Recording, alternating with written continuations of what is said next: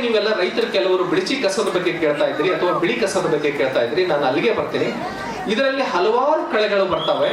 ಇಲ್ಲಿ ನಾವು ಕಳೆ ನಿಯಂತ್ರಣ ಮಾಡಬೇಕು ಅಂತಂದ್ರೆ ಭೂಮಿಗೆ ಸಾಕಷ್ಟು ನಾವು ಸಾವಯವ ಗೊಬ್ಬರ ಬಳಕೆ ಮಾಡಿದೀವಿ ಅಥವಾ ಮಲ್ಚಿಂಗ್ ಮಾಡಿದೀವಿ ಅಥವಾ ರವದಿಯನ್ನು ಹಾಕಿದೀವಿ. ಅದರಲ್ಲಿ ರವದಿ ಕಳಿಲಿಕ್ಕೆ ನಾವು ಸೂಕ್ಷ್ಮಾಣು ಜೀವಿಗಳ ಬಳಕೆ ಮಾಡ್ಕೊಂಡಿವಿ ಅಂತಂದ್ರೆ ಅದು ಭೂಮಿಗೆ ಪೋಷಕಾಂಶನೂ ಕೊಡುತ್ತೆ, ಅದ್ರ ಜೊತೆಗೆ ನಮಗೆ ಕಳೆ ನಿಯಂತ್ರಣ ಮಾಡ್ತೈತಿ.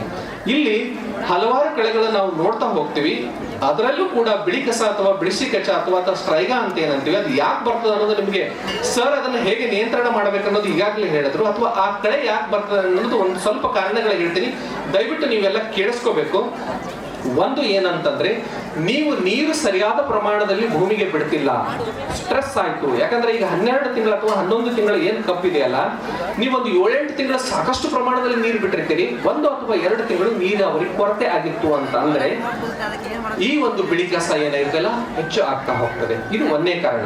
ಎರಡನೇ ಕಾರಣ ಏನು ಅಂತಂದ್ರೆ, ಭೂಮಿಯ ಫಲವತ್ತತೆ ಅಥವಾ ಭೂಮಿಯ ಆರೋಗ್ಯದ ಪರಿಸ್ಥಿತಿ ಕಡಿಮೆ ಆಯ್ತು, ಫಲವತ್ತತೆ ಕಡಿಮೆ ಆಯ್ತು, ನೀವು ಏನು ಸಾವಯವ ಅಥವಾ ಗೊಬ್ಬರದ ಪ್ರಮಾಣ ಸರಿಯಾಗಿ ಉಪಯೋಗ ಮಾಡಲಿಲ್ಲ, ಕಡಿಮೆ ಆಯ್ತು ಅಂತಂದ್ರೆ ಬಿಳಿಚಿ ಕಸ ಹೆಚ್ಚಿಗೆ ಹಾಕೊಂತ ಹೋಗ್ತದೆ.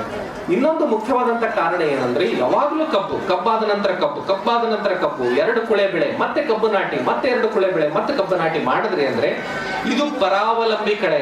ನಿಮ್ಮೆಲ್ಲರಿಗೂ ಹೇಳ್ತೀನಿ ಏನು ಅಂತಂದ್ರೆ, ಈ ಬಿಳಿ ಕಸ ಅಥವಾ ಸ್ಟ್ರೈಗಾ ಅನ್ನೋದು ಪರಾವಲಂಬಿ ಕಳೆ. ಹಾಗಂದ್ರೆ ಏನು ಅಂತಂದ್ರೆ, ತನ್ನಿಂದ ತಾನೇ ಇದು ಆಹಾರ ಉತ್ಪಾದನೆ ಮಾಡಲ್ಲ, ತನ್ನನ್ನು ತಾನೇ ಪೂರ್ತಿಯಾಗಿ ಆ ಲೈಫ್ ಅಂತೀವಲ್ಲ, ಅದು ಜೀವನ ಕಂಪ್ಲೀಟ್ ಅಥವಾ ಪೂರೈಕೆ ಮಾಡ್ಲಿಕ್ಕೆ ತನ್ನಿಂದ ತಾನೇ ಆಗ್ಲಾರ್ದಂತ ಒಂದು ಜೀವ.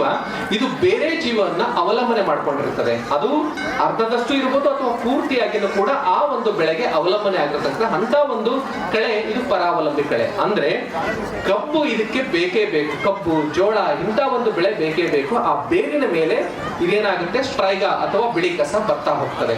ಒಂದು ವೇಳೆ ನೀವು ಕಬ್ಬನ್ನು 3 ವರ್ಷಕ್ಕೊಮ್ಮೆ ಅದನ್ನ ನೀವು ಬೇರೆ ಬೆಳೆಯನ್ನ ಬೆಳೆದ್ರೆ ಅದು ಆಳವಾಗಿ ಬೇರು ಹೋಗ್ತಕ್ಕಂತ ಬೆಳೆಗಳು, ಹತ್ತಿ ಇರ್ಬೋದು, ಶೇಂಗಾ ಇರ್ಬೋದು, ಹಾಗೂ ಇನ್ನಿತರ ಬೆಳೆಗಳನ್ನ ನೀವು ಬೆಳೆದಿದ್ದೆ ಆದ್ರೆ ಏನಾಗ್ತದೆ, ಈ ಒಂದು ಸ್ಟ್ರೈಗಾ ಪ್ರಮಾಣ ಏನಿದೆ ಅಲ್ಲ ಕಡಿಮೆ ಮಾಡಬಹುದು. ಅದಕ್ಕೆ ನೀವು ಯಾವಾಗಲೂ ಕಬ್ಬು ಬೆಳೆಯೋದನ್ನ ನಿಲ್ಲಿಸಿ 3 ವರ್ಷಕ್ಕೊಮ್ಮೆ ಬೆಳೆ ಪರಿವರ್ತನೆ ಅಥವಾ ಬೆಳೆ ಚೇಂಜ್ ಮಾಡಿದ್ದೆ ಆದ್ರೆ ಸ್ಟ್ರೈಗಾ ಅಥವಾ ಬಿಳಿ ಕಸ ನಾವೇನ್ ಮಾಡಬಹುದು, ಸಾಕಷ್ಟು ಪ್ರಮಾಣದಲ್ಲಿ ಕಡಿಮೆ ಮಾಡಬಹುದು. ಹಾಗಾದ್ರೆ ಇದನ್ನು ಸರಿಯಾಗಿ ನಿಯಂತ್ರಣ ನಾವು ಏನ್ ಮಾಡ್ಬೇಕು ಅಂತಂದ್ರೆ, ಭೂಮಿಗೆ ಮೊದಲು ನಾವೇನು ಸಾವಯವ ಗೊಬ್ಬರ ಪ್ರಮಾಣವನ್ನು ಸಾಕಷ್ಟು ಪ್ರಮಾಣದಲ್ಲಿ ಹಾಕಬೇಕು. ಹಾಗೂ ನಾವು ಮಧ್ಯದಲ್ಲಿ ನಾವು ಹೊದಿಕೆ ಅಥವಾ ಮಲ್ಚಿಂಗ್ ಏನಂತೀವಿ ಅದನ್ನು ಹಾಕಬೇಕು. ನಾವು ಎಷ್ಟೋ ಪ್ರಮಾಣದಲ್ಲಿ ಕಳೆಯನ್ನು ನಿಯಂತ್ರಣ ಮಾಡ್ದಂಗಾಗುತ್ತೆ. ಹಾಗೂ ರಾಸಾಯನಿಕವಾಗಿ ಅಥವಾ ಕಳೆನಾಶಕಗಳ ಬಳಕೆ ಮಾಡಬಹುದು. ನಿಮಗೆ 2,4-D ಇರ್ಬೋದು ಅಥವಾ 2,4-D ಇಥೈಲ್ ಈಸ್ಟರ್ ಅಂತ ಹೇಳಿ ಇನ್ನೊಂದು ಕಳೆನಾಶಕ ಇದೆ. ಒಂದು 65ರಿಂದ 70% ಅಂದ್ರೆ 100% ನಾನು ಕಂಟ್ರೋಲ್ ಆಗುತ್ತೆ ಅಂತ ಹೇಳ್ತಾ ಇಲ್ಲ. 2,4-D ಇಥೈಲ್ ಈಸ್ಟರ್ 2.5ರಿಂದ 3 ಗ್ರಾಮ್ ಪ್ರತಿ ಲೀಟರ್ ನೀರಿಗೆ ನಾವು ಸ್ಪ್ರೇ ಮಾಡಿದ್ದೆ ಆದ್ರೆ ಒಂದು 65ರಿಂದ 70% ನಾವು ಕಂಟ್ರೋಲ್ ಮಾಡಬಹುದು. ಇದಲ್ಲದೆ ನಾವು ನೀರಿನ ಬಳಕೆ ಏನಿದೆಯಲ್ಲ ಸರಿಯಾದ ಪ್ರಮಾಣದಲ್ಲಿ ಮಾಡಬೇಕು. ಸ್ಟ್ರೆಸ್ ಅಂತೀವಲ್ಲ, ನೀರಿನ ಲಭ್ಯತೆ ಕಡಿಮೆ ಮಾಡದೆ ಆದ್ರೆ ಈ ಒಂದು ಕಳೆ ಹೆಚ್ಚಿಗೆ ಹಾಕೊಂತ ಹೋಗ್ತದೆ. ನೀವು ಏನ್ ಮಾಡಿದ್ರು ಕಂಟ್ರೋಲ್ ಆಗಲ್ಲ.